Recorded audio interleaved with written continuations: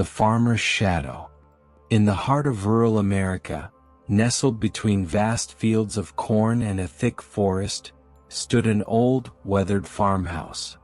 Its owner, Mr. Elias Grayson, was a solitary farmer known for his peculiar habits and his reluctance to let anyone near his land.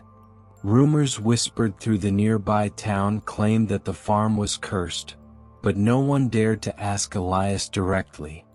One chilly October evening, a young journalist named Lucy, eager for a story, decided to investigate. Armed with a flashlight and her notepad, she ventured into the farm. The moon was full, casting a pale glow over the cornfields that seemed to sway unnaturally in the windless night. As Lucy approached the farmhouse, she noticed something strange. The shadows of the corn stalks on the ground didn't match their movement. They seemed alive, writhing like snakes. Suddenly, a sharp cry pierced the air, coming from the barn. Heart-pounding, Lucy crept toward the barn. The doors creaked as she pushed them open. Inside, the air was heavy with the scent of decay. Hanging from the rafters were strange symbols carved into the wood, glowing faintly. In the center of the barn stood a scarecrow, but it was unlike any she had ever seen. Its face was a stitched burlap sack, and its eyes seemed to glimmer with malevolent intent. Elias emerged from the shadows, holding a lantern. "You shouldn't be here," he said, his voice low and strained. Lucy tried to explain herself, but Elias raised his hand, silencing her. "This land, it's not mine. It belongs to him." Before Lucy could ask who him was, the scarecrow moved. Its head tilted toward her, and the faint glimmer in its eyes turned into a burning, fiery glow.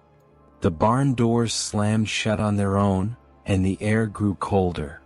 Elias dropped to his knees, whispering frantically, "I made a deal to save the harvest, but the price was too high. He controls the land now."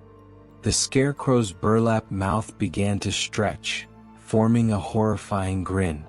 Its limbs cracked as it took a step forward. The symbols on the barn walls burned brighter, illuminating a shadowy figure behind the scarecrow, a tall, inhuman entity with elongated limbs and hollow eyes.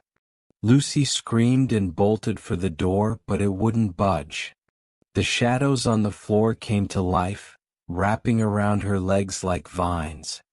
The last thing she saw before the darkness consumed her was the scarecrow's outstretched hand.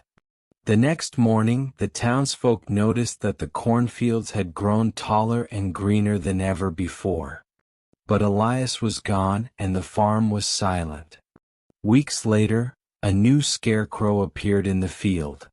Its face bore a familiar stitched burlap sack, and its eyes glimmered faintly as if watching anyone who dared to approach.